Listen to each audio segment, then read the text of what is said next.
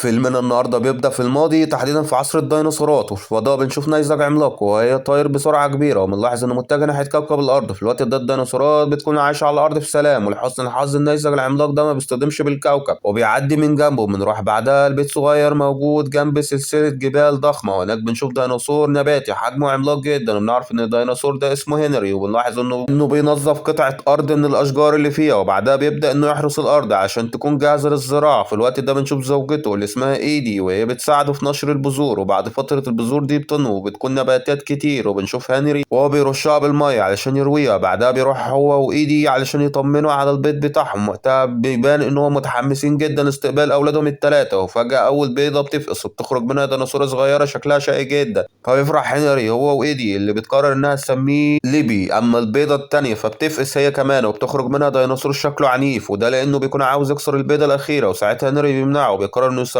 باك. وبيظهر على هنري هو وايدي انهم متحمسين جدا للبيضة الاخيرة، وده لان حجمها كبير، وبكده ابنهم اللي جواها هيكون ديناصور قوي. لما اخر بيضة بتفقس هنري بيستغرب من انها فاضية، ولكنه لما بيبص جواها بيلاقي انه ابنه الاخير حجمه ضعيف جدا وكان خايف جدا وبيخرج. برغم من كده هنري وايدي بيفرحوا بيه زي بقية اخواته، وهنري بيقرر انه يسميه ارلو، وبيحاولوا نطمنه علشان يخرج من البيضة. وبعدها هنري وايدي بياخدوا اولادهم التلاتة ويخرجوا من البيت. وفي الوقت ده هنري بيعرفهم انهم عايشين قريب من جبل اسمه سن مخلب، وكمان بيوريهم المزرعة الصغيرة بتاعتهم ويفهموا ان هم هيهتموا بالمزرعة دي مع بعض. وبتعدي الايام وبنشوف ليبي بعد ما بتكون كبرت شوية، وبرغم من كده ما بتكونش عارفة ازاي تروي المزرعة لوحدها. فبتيجي لها فكرة وبتفضل تستفز باك وبتغرقه بالمية، وساعتها باك بيشرب مية كتير جدا وبيرش عليها عشان يغرقها وبيروي المزرعة كلها. وساعتها ليبي بتقول له والدتها انها خلصت مهمتها، فبيتعصب باك لانها كانت بتستغله. اما ارلو فبيبان عليه انه خايف من كل حاجة. وفي الوقت ده والدته بتروح تديله محصول الزراعة وبتفضل تشجعه وبتقول انه مستعد، بتطلب منه ينفذ مهمته. فبيسيبها ارلو وبيروح يقرب من مزرعة الفراخ وبيدخل جواه وهو خايف ومرعوب من الوحش اللي هيقابله. وبيحط المحصول اللي معاه على الارض، ومجرد ما بيحس بحركة غريبة في النباتات بيترعب جدا، ولكنه بعدها بيتفاجئ انه مجرد كتكوت صغير. فبيروح ناحيته ويبدأ انه يساعده ويحرره، وفجأة بتظهر فرخة وبتبدأ انها تطارد ارلو اللي بيصرخ وبيجري وهو مرعوب. واللي قبل ما يقع في النهر والده بيوقفه وبيهديه وبيوضح له انها مجرد فرخة ومش وحش ولا حاجة. وبتعدي الايام وبنشوف هنري وهو بيشيل المحصول وبيخزنه في الصومعة اللي هو بناه، وبيقول لعيلته ان هم بكده هيقدروا يحموا المحصول بتاعهم من المتطفلين. وساعتها ايدي بتطلب منه انه يحط بصمته على الصومعة، ولكن هنري بيكون مصر انها تكون اول واحدة تحط بصمتها. وفعلا ايدي بتحط بصمتها وبعدها هنري بيحط بصمته، وساعتها باك ولبلبو بيكونوا عاوزين يحطوا بصمتهم هما كمان، ولكن وقتها هنري بيمنعهم ويعرفهم انهم لازم يعملوا اي انجاز عظيم الاول، وده عشان يستحقوا انهم يحطوا بصمتهم. وبتعدي الايام وبنشوف باك بعد ما قرر ينظف قطعة ارض جديدة من الاشجار، وده اللي بيخليه يقدر يحط بصمته على الصومعة. اما ارلو فما بيكونش عمل اي انجاز، وبنشوف انه لسه خايف من الفراخ وبيجروا منهم، وده على عكس ليبي اللي بتقرر انها تحرس قطعة الارض وبتحولها لمزرعة، وده اللي هيخليها تقدر تحط بصمتها على الصومعة هي كمان. وبنرجع تاني لارلو وبنشوفه هو بيجري من الفراخ، وبنفهم ان هو مش قادر يعمل اي انجاز يخليه قادر يحط بصمته على الصومعة. وفي الوقت ده بنلاحظ ان والده ووالدته قلقانين جدا على مستقبله. وفي يوم من الايام ارلو بيروح يقف جنب الصومعة وبيقول لنفسه انه لازم يحط البصمة بتاعته زي باقي عيلته، وفعلا بينشجع وبيدخل لمزرعة الفراخ وهو مش خايف ويقرر انه ياكلهم، لكنه بيتصدم لما بيلاقي اخوه باك بيمرمي على الارض. فبيجري ارلو بيروح علشان يطمن عليه، وساعتها باك بيطلب منه انه يهرب من الفرخ المتوحشه تهجم عليه وبيودعه وبيسيبه وبيموت. وفجاه بتظهر الفرخه من ورا ارلو وبتهاجمه. في الوقت ده بنكتشف ان ده كان خداع من اخوه، بيظهر انه كان بيخدعه وبيفضل يتريق عليه. فبيتعصب ارلو وبيحاول انه يبعده عنه، ولكن باك بيقدر انه يوقعه على الارض بكل سهوله ويقول له انه بيعطل شغله هو وباقي عيلته لانه ديناصور جبان جدا. وفي الوقت ده هنري بيجري وبيلوم باك على اللي هو قاله، اما ارلو فبيحزن من كلام باك وبيقول له انه مش جبان وبيتحداه انه هيحط بصمته على الصومعة، وبيسيبه وبيمشي وهو متضايق جدا. وفي الوقت ده هنري بتجيله فكرة علشان يساعد ارلو. بالليل بيروح يصحيه من النوم وبيطلب منه انه يجي معاه، وفعلا هما الاتنين بيفضلوا يتمشوا مع بعض في الضلمة. وقتها بيبان على ارلو انه خايف من الحشرة اللي واقفة على دماغه، لكن بمجرد ما هنري بينفخ فيها الحشرة بتنور وبيبقى شكلها جميل جدا. وبيقول لارلو انه لازم يواجه مخاوفه علشان يقدر يشوف جمال العالم، ويبدأ انه يحرك ديله وبيخرج من النباتات حشرات مضيئة كتير جدا. فبينبهر ارلو من شكلها الجميل وبيجري هو ووالده على النباتات اللي بتفضل تخرج حشرات مضيئة وبتنور المكان بالكامل. وبعدها هنري بيقول لارلو انه عنده ليه مهمة جديدة، وانه لو قدر ينفذها هيخليه يحط بصمته على الصومعة. وفي تاني يوم هنري بياخد ارلو بيقربه من الصومعة بتاعتهم وبيقولوا ان هو في كائن غريب بيجي يسرق الاكل منها، وبيعرفوا انهم لازم يمسكوه والا مش هيلاقوا اي اكل في فصل الشتاء. وبيفهموا ان مهمته هي ان يصطاد الكائن ده، وبيبداوا هما الاتنين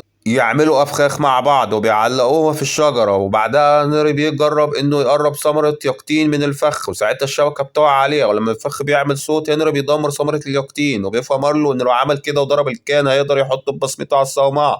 فبيتحمس ارلو وبيفضل يحرس الصومعة طول اليوم، وبيقدر انه يواجه الحشرات ويخليهم يبعدوا عن المكان، واثناء ما هو بيعمل كده بيتصدم لما بيسمع صوت الفخ وبيشوف ان الحبل بتاعه بيتحرك، وهو بيتأكد انه مسك الكائن، وبيبدأ ارلو بيقرب منه وهو خايف ومش عارف يتصرف ازاي، وبيترعب لما بيشوف الكائن اللي بنعرف انه مجرد طفل بشري، ولان ارلو ديناصور جبان بيكون خايف ومرعوب منه. رغم ان هو محبوس في الشبكه، لان بعدها ارلو بيتشجع وبيقرب منه علشان يضربه ومن ناحيه تانية الطفل بيبدا يتخنق بسبب الحبل اللي في الشبكه وما بيكونش قادر انه يتنفس، وبقى خلاص هيموت، وساعتها ارلو بيقطع الحبل عشان ينقذه وبيحرره، وفعلا الطفل بيرجع يتنفس من تاني وبيقرب من ارلو اللي بيبعد عنه وهو خايف ومرعوب جدا. واول ما ارلو بيخبط في الصخره وبيقع بيصرخ صوت عالي من شده الخوف، مجرد ما الطفل بيشوف هنري بيجري وبيهرب من المكان، فبيتعصب هنري وبيلوم ارلو لانه سابه يهرب، وبياكد له ارلو انه لازم يتغلب على مخاوفه والا مش هيقدر يعيش، وبيقرر انه ياخده معاه عشان يمسك الطفل، وبيمشوا هما الاتنين ورا اثار اقدام وبيخرجوا من السياج. وفي الوقت ده بتحصل عاصفه قويه جدا وبتبدا السما تمطر، فبيخاف ارلو وبيقول له والده انهم ممكن يتوهوا، فبيوضح له والده انه لو فضل ماشي عكس مجرى النهر كده هيوصل البيت، وبيفضلوا هما الاتنين ماشيين ورا اثار اقدام الطفل. بيجري هنري قبل ما المطر تمسح الاثار وبيطلب من ارلو انه يجري بسرعه، ولكن وقتها ارلو بيكون مرعوب من العاصفه وبالبرق والصوت الرعد،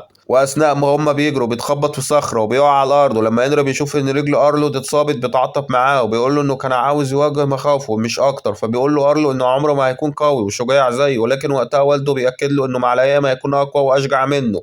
وبعدها بيقرروا ان هم يرجعوا للبيت لان العاصفه بتكون زائد وبزياده، والمصيبه ان منسوب المياه في النهر بدا يزيد، وساعتها هنري بيفهم انهم في خطر هو بيرفع ارلو على الصخور، وبمجرد ما بيشوف ان في فيضان بيقرب منه بيرمي ارلو على حافه وبيحاول انه يطلعه، ولكن للاسف الصخره بتتكسر بيه والفيضان بياخده وبيغرقه قدام ارلو. وبعد مده من اللي حصل ده بنفهم ان هنري مات، وبنشوف ايدي اللي بتقع بسبب ضغط الشغل الكتير، وفي الوقت ده ارلو بيروح علشان يطمن عليها، فبتقول له ايدي ان هما لازم يجمعوا كل المحصول قبل فصل الشتاء والا هيموتوا من الجوع، فبيشيل ارلو المحصول مكانها وبيقول لها انه مش هيسمح ان ده بيحصل، وبيروح للصومعه علشان يخزن المحصول، واثناء ما هو بيعمل كده بيتفاجئ لما بيلاقي ان الطفل موجود جواه، فبيتعصب ارلو وبيهاجمه، لكن الطفل بيقدر انه يخرج وياخد المحصول ويجري، وبيتضايق ارلو اكتر وبيجري وراه وبيطارده وبيمسكه، لكن هما بعدها بيقعوا هما الاتنين في النهر، ولان التيار المايه قوي بيجري في ارلو واللي ما بيكونش قادر انه يخرج وينادى على اي حد عشان يساعده، ومهما حاول انه يخرج ما بيقدرش. وفي الوقت ده تيار المايه بيجرفه المكان منحدر خطير،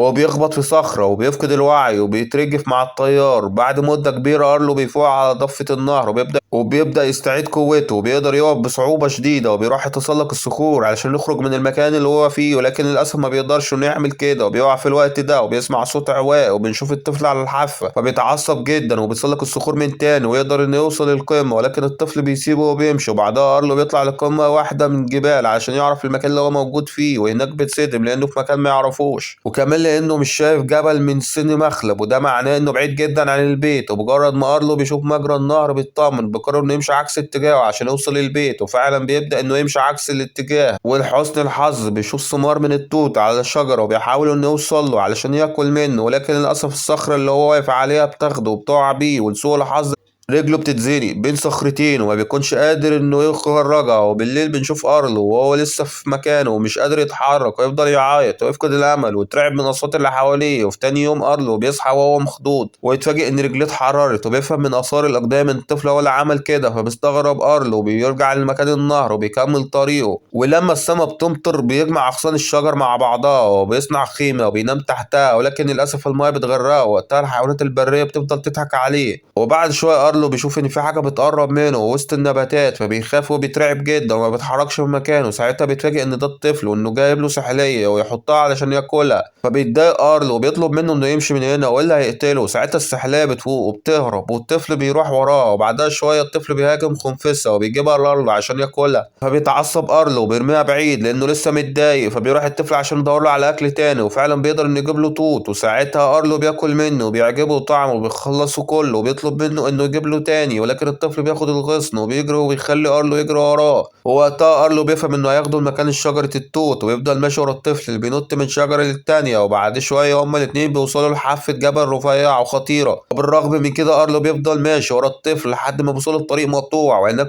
ارلو بيلوم الطفل لانه جابه لهنا علشان يموته، ولكن الطفل بيمشي ما بين ارجل ارلو وبيعضه وبيخليه يقع وبيعدي من عليه. ومجرد ما ارلو بيشوف شجرة التوت قدامه بيتحمس جدا وبيبدأ انه يستجمع قوته وبيقدر يعدي للناحية التانية. ووقتها الطفل بيمنعه عشان ما يقربش منها وبيحاولوا انه يحذره، ولكن ارلو بيتجاهله وبيفضل ياكل من التوت. وفجأة بتظهر أفعى وبتهاجم أرلو، بيوقعوا هما الاتنين من على الجبل. ولحسن الحظ أرلو ما بتأذيش، ولكن الأفعى بتحاصره عشان تهاجمه. في الوقت ده الطفل بينقض عليها وبيعضها فبتخاف وبتهرب. ساعتها أرلو بيكون منبهر جدا لأن الطفل أنقذه، وفجأة بيسمع صوت بينادي عليه من وسط الأشجار. ولما أرلو بيركز بيلاقي إن مصدر الصوت ده ديناصور متخفي وسط مجموعة من الطيور والحيوانات. وبعدها الديناصور ده بيخرج لأرلو وبيقوله إن الطفل ده أكيد بيحبه، عشان كده هو حماه من الأفاعي اللي كانت بتهاجمه. بيفهم أرلو إن كل الكائنات اللي حواليه دول بيحموه من حاجة معينة زي الحشرات والضفادع وحاجات تانية كتير. وساعتها أرلو بيتكلم معاه وبيسأله إذا كان يعرف طريق جبل سيدني مخالب، ولكن للأسف الديناصور ما بيكونش عارف الطريق. وبيسأل أرلو عن اسم الطفل، لكن أرلو بيقول له إن هو ما يعرفش اسمه. ساعتها الديناصور بيقول له إن لو عرف اسم الطفل الأول هيحتفظ بيه، ويبدأوا هما الاتنين ينادوا على الطفل بأسماء مختلفة، وده لحد ما أرلو بيقول له اسم الصبوت. فبيفرح الطفل وبيجي لأرلو بسرعة. وقتها العصفور ما بيعجبهاش الكلام وبتهجم أرلو، والطفل اللي بيجروا منها وبيستخبوا أثناء ما هم ماشيين في الطريق بيقابلوا فار صغير، وبيفضل أرلو هو وصبوت يجري وراه لحد ما بيستخبى في الحفرة بتاعته. ساعتها كل الفئران بتخرج من الحفر وبتجري بسرعة وبيقرب من أرلو اللي بيخاف وبيجري هو كمان. وفي الوقت ده واحد من الفئران بيعضه وبيوقع في المية، ولأن أرلو ما بيعرفش يعوم بيكون خلاص هيغرق، ولكن السبيت بينزل معاه وبيطمنه وبيعلمه ازاي يعوم. ولما ارلو بيعمل زيه بيقدر انه يعوم فعلا وبيخرج من الميه. وبعدها بيرجعوا هما الاتنين يكملوا طريقهم. وبالليل ارلو وهو ماشي بيشوف حشره مضيئه فبيلف يديله زي ما والده كان بيعمل، وبيخرج حشرات مضيئه كتير من وسط النباتات. فبيمارس بيت من اللي هو شايفه، وبيفضل هو وارلو يجروا ورا الحشرات دي لحد ما بيلاقوا مكان يقدروا يناموا فيه. ولما الحشره اللي مع سبيت بتنطفي ارلو بينفخ فيها وبيخليها تنور من تاني وتطير في السماء. وفي الوقت ده ارلو بيفتكر والده بيحزن جدا وبيقول انه مفتقده وانه نفسه يرجع لعيلته. وبيسأل سبيت اذا كان عنده عيله هو كمان، ولا ان سبيت ما بيكونش فاهم أرلو. بيبدأ يحط أغصان جنب بعض وبيكون كل غصن عبارة عن فرد من عيلته وبيحطهم بدايرة هما الخمسة. وساعتها سبيت بيروح يجيب 3 أغصان ويحطهم جنب بعض وبيحطهم بدايرة هو كمان، وبيوقعوا كمان غصنين منهم وبيدفنهم وبيحزن جدا. فبيقول لهم أرلو إنه دول هم عيلته وإن والده ووالدته ماتوا، عشان كده هو دلوقتي وحيد. فبيتعاطف معاه أكتر وبيدفن غصن وبيعيط. وبيفهم سبيت إن والده مات وإنه مفتقده جدا، فبيحضنه سبيت وبيوصيه وبيبان إن هو كمان مفتقد عيلته. وفي تاني يوم أرلو بيصحى من النوم، بيصحى سبيت، وبعدها هما الاتنين بيرجعوا يكملوا طريقهم وسط عاصفة قوية جدا. ومجرد ما أرلو بيشوف البرق بيسمع صوت الرعد بيفتكر اليوم اللي والده مات فيه وبيجري وسط العاصفة وهو خايف ومرعوب جدا. بيفضل يدور على أي مكان يستخبى فيه، وده لحد ما بيلاقي مأوى تحت جذع شجرة وبيروح يستخبى جواه.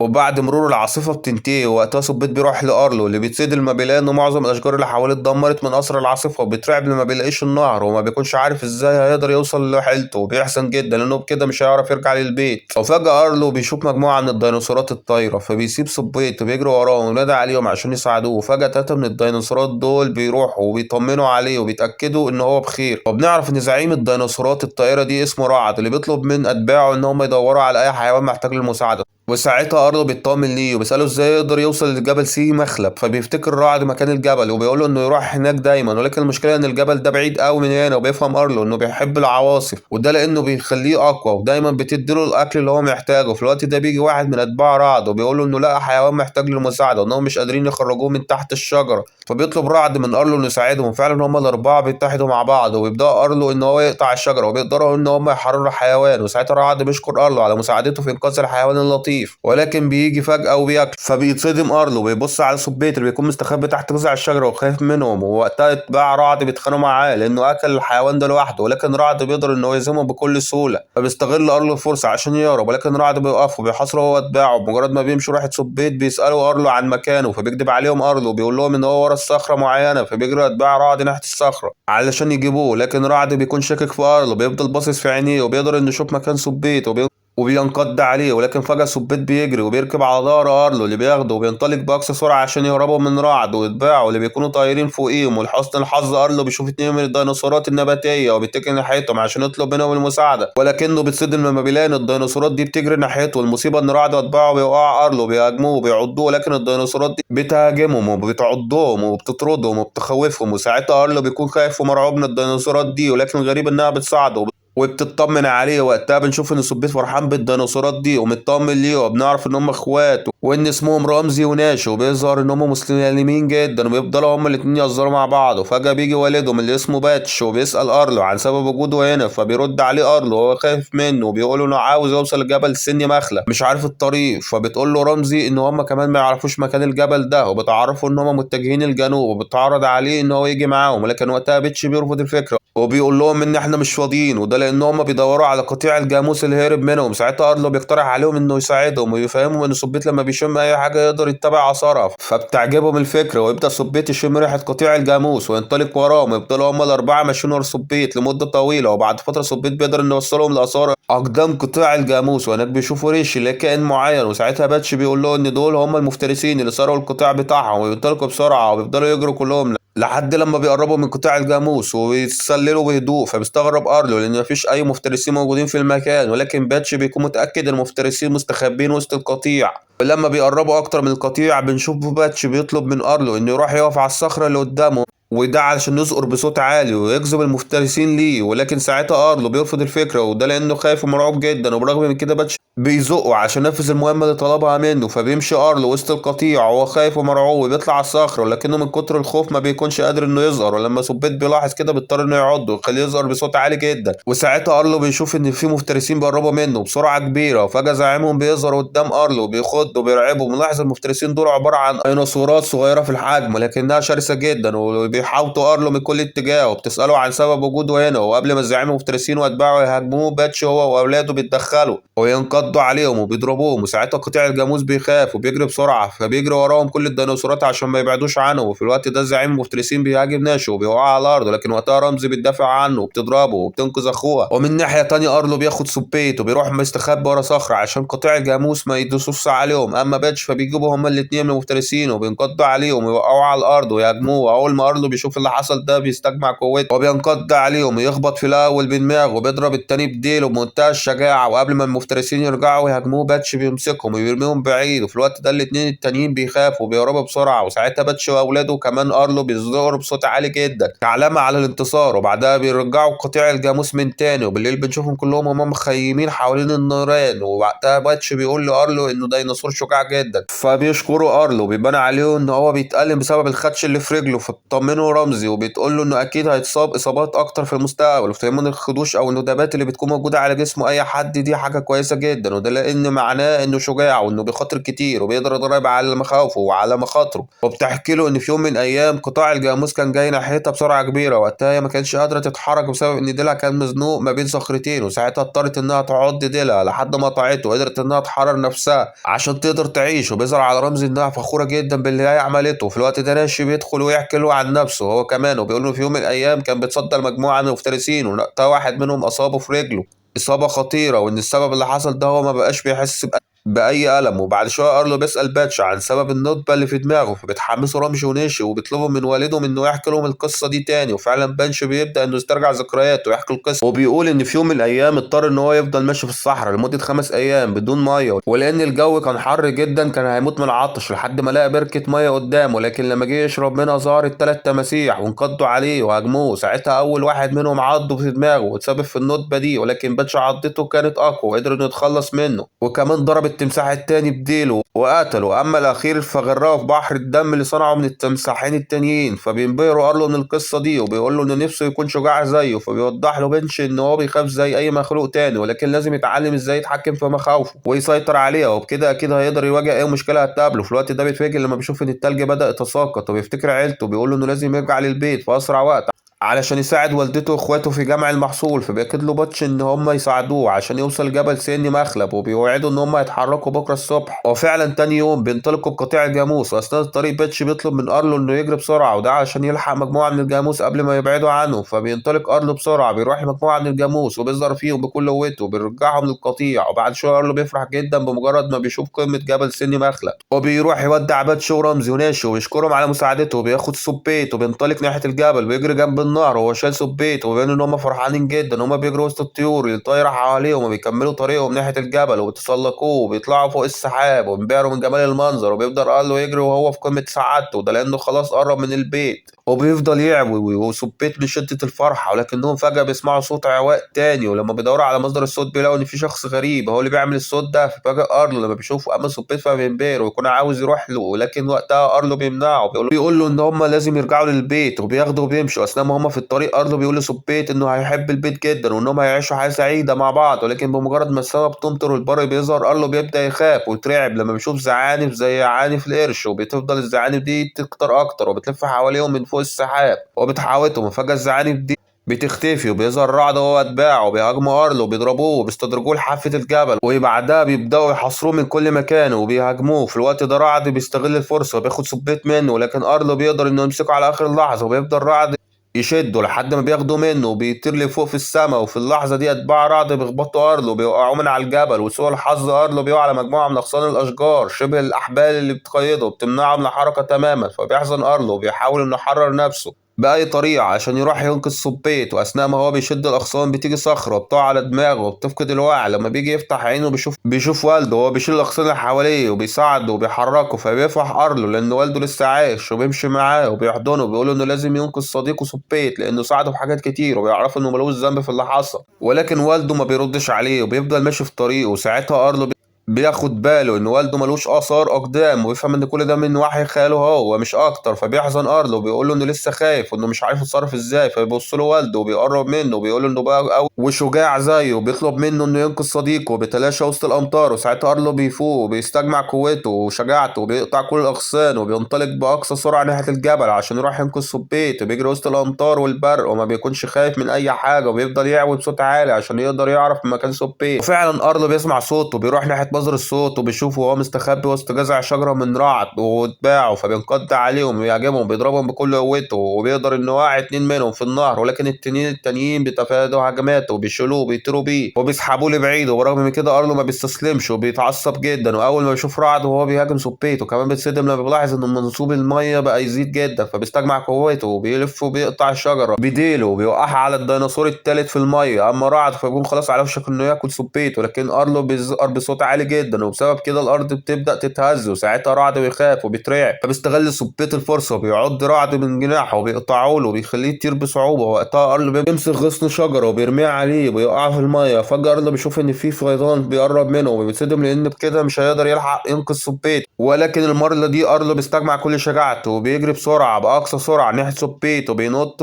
وبيصد صدمه الموجه. وفي اعماق النهر بيفضل يعوم لحد ما بيطلع السطح، بيدور على سبيت لحد ما بيلاقيه فاقد الوعي على جذع الشجره. ولما ارلو بيلاحظ انه في شلال قدامه بيعوم باقصى سرعه وبيتحمل الم الغصن اللي بيصيبه ويتجه ناحيه سبيت اللي بيكون بدا انه يغرق وكمان بيقرب من الشلال، واللي قبل ما يقع ارلو يلحقه ويمسكه ويوقعه هما الاتنين. وبعد شويه ارلو بيخرج من الميه ومعاه سبيت اللي بيكون فاقد الوعي تماما. ولكن المفاجاه ان سبيت بيفوق وبيطلع انه لسه عايش، فيفرح ارلو ان سبيت لسه بخير وبيطمن عليه. ولما بيستجمعوا قوتهم بيرجعوا يكملوا طريقهم. وبعد شويه ارلو بيفرح لما بيشوف بيته والمزرعه بتاعته. وفجاه هو وسبيت بيسمعوا صوت عواء وبيشوفوا نفس الشخص الغريب من تاني، ولكن المره دي بيكون معاه زوجته وكمان طفلين صغيرين. وساعتها ارلو سبيت بيروح لهم وبيقربوا منهم. وفجاه زوجة الشخص دي بتلمس سبيت وبتطمنه وبتحسسه بالامان. وفي الوقت ده بنكتشف ان دول هم عيل سبيت، فبيتاثر ارلو من اللي بيشوفه وبيفرح جدا وبيلاقي ان سبيت هو كمان فرحان. واللي بالرغم من كده بيرجع لارلو عشان يكملوا طريقهم. ولكن وقتها ارلو بينزله وبيبعدوا عنه عشان يفضل معاهم، وكل ما سبيت بيروح له بيرجعه لعيلته من تاني وبيعمل حواليهم كلهم دايره كبيره